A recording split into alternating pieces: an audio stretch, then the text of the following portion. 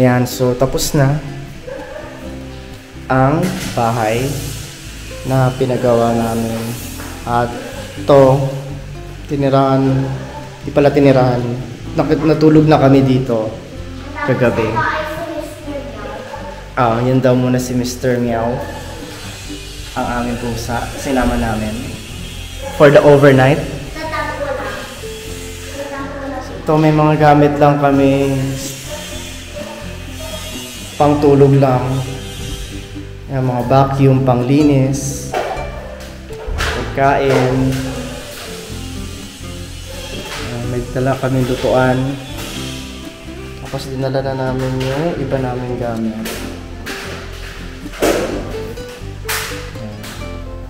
So naayos na yung sira. Hindi pala sira, mga tulo. Naayos na yung tulo. Tapos dito sa banyo, okay na din yung yan, naayos na nila. Pero kagabi, nasira yata namin yung flush. Kumakalas siya. Problema na namin yun. Hindi ko alam kung ano nangyari. Yan. Yan, puro vacuum, mga panglinis. Kaya tayo sa second floor, guys. Oh, say hi. Say hi. Say hi. Oh, wala. Wala nang nakapot talaga. Dadala lang namin bumbilya, 3 piraso. So, halos, kailangan namin 10. So, makikita ninyo, wala siyang, hindi namin nalagyan lahat ng bumbilya pa. So, hindi, bumili na kami, pero hindi pa na-deliver. Yung banyo sa taas, pero walang ilaw. Okay naman to. Tapos yung kwarto ng mga anak ko, lagyan mo na siyang tambakan ng mga gamit. We are not sleeping there. We are not sleeping there. You're the one that's sleeping. You're the one that's sleeping. Pero dito ako natulog, malamig. Sa mga nagtatanong, hindi namin binili yan. Lahat ng mga gamit dito, mga ano na yan, lumang gamit, na brand new. Ibig sabihin yung, pare may Christmas party. Ito. Kunwari may Christmas party, o kaya nanalo ko ng raffle, hindi namin siya ginagamit. Tinatago lang namin siya. So katulad ng TV na yan, last year pa yan. Yung electric fan namin, 2 years old na yan, pero nasa kahon lang. So, ganun yung naging diskarte namin. Para hindi na kami bibili. So, yung mga maliliit na gamit, kompleto na kami. Wala lang kami pa mga kama, lamesa.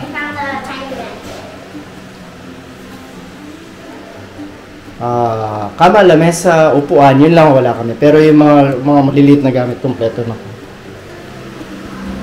Yung liter ng pusa.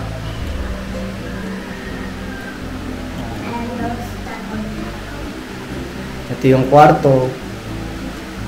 Yan.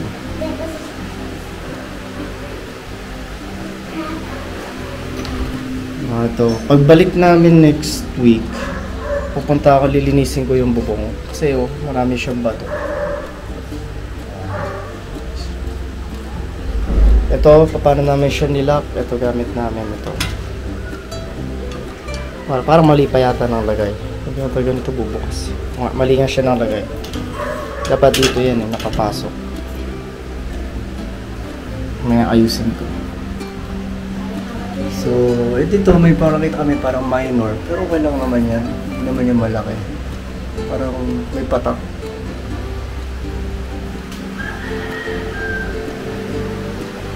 Malakas yung ulan dito kahapon. So na-test talaga namin kung yung mga dati niyang sira naayos o hindi. So punta tayo sa 3rd floor kasi dito sa 3rd floor yung yung nagmasa-masa yung pader. Yan dito. So the 3rd floor, ito. Isang bumbilya lang. So, hawakan natin.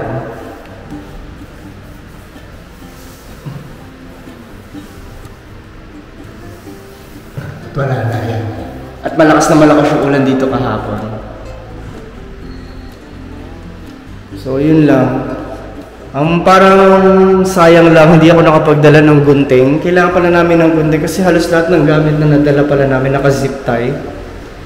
Hindi namin siya mabuksan eh. So, hindi ko magamit yung extension para ma-vacuum ko yung ano ito. Yung mga gilid-gilid. Para makuha ko yung mga maliliit na bato. So, sa susunod na lang kasi tinatamad na.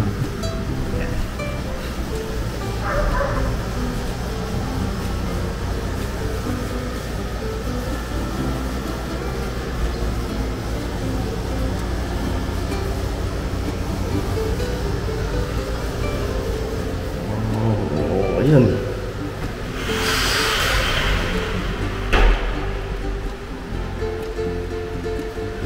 Dito pala.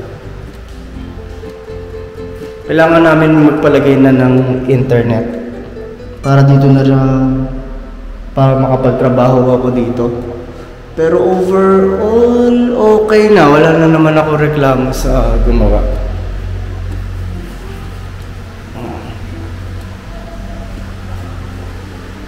Wala namang tulo, wala namang major na sira, wala nang leak. Okay na yung metro, nalipat na. So, okay na siya.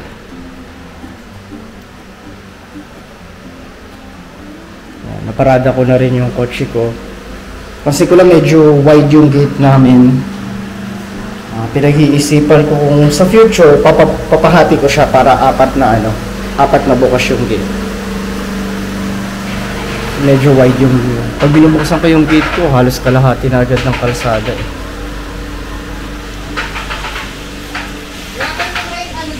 So parang naisip ko hatiin siya pa ganon. Tapos dito rin, hatiin siya pa ganon. Pero hindi pa ngayon, wala pa akong pera. So, teka, ngayon. So ayun,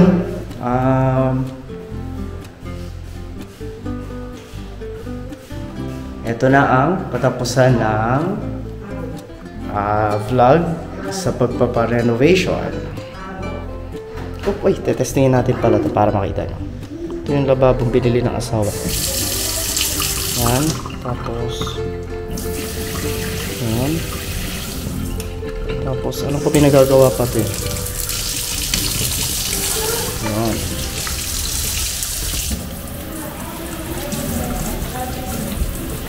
Tapos yan.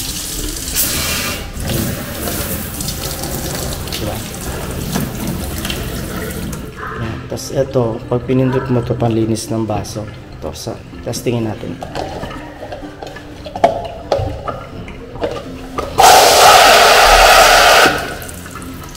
Yun. Ayos. Ay, di ko pala nasabi. May nakita kami dito tumutulo. Maliit lang.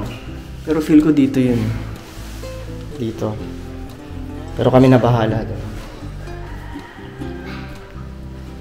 Ito, okay naman. Gumagana naman siya. Ayan. Hindi masyado mainit.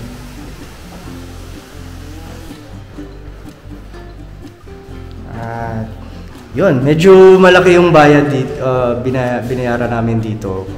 At hindi kami tumawad. So, share ko lang. Pero hindi ko nasasabihin kung magkano. Kasi syempre, nagbabago kasi yung presyo ng materyales eh. Saka nagbabago rin yung gawa. Baka depende kung porme. Diba? So, mahirap na baka mag-quote ako tapos yun yung i-expect na isingil sa inyo sa pagpaparenovate nyo. Pero ang sa akin lang, may pag-usap kayo sa contractor, kilalanin nyo, hindi lang yung usap tungkol sa trabaho. Kumbaga sa titimplahin nyo rin. Okay ba to para magtrabaho para sa akin? Para ipagkatiwala ko yung bahay ko. Diba? Di naman ba tawag dito? Di naman basta-basta nakakapulot ng malaking halaga ng pera. So, make sure na kung kanino yun ibibigay, yun yung mapagkakatiwalaan ninyo.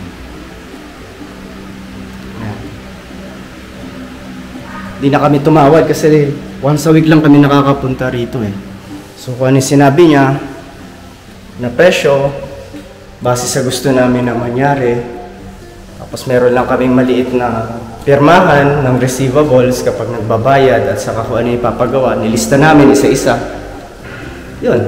Tinapos lang niya yung mga naka-bullet points na yun. Okay na rin. Overall, very good.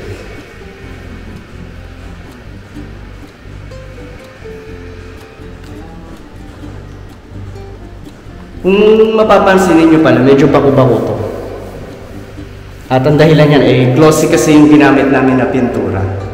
Yan. Kung gusto niyo na hindi masyadong bako-bako, mag-flat lang kayo. Pero sabi ng asawa ko pag glossy raw, mabilis linisin eh. So hindi ko alam kung totoo na ganun.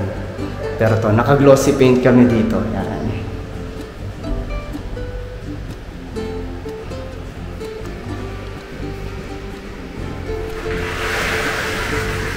Yun lang. So, maraming salamat. Thank you sa mga nag-subscribe, nag-comment. Salamat. Subaybayan niyo yung mga susunod ko na vlog. Pero tapos na ang ating series na brand new to brand new. Thank you.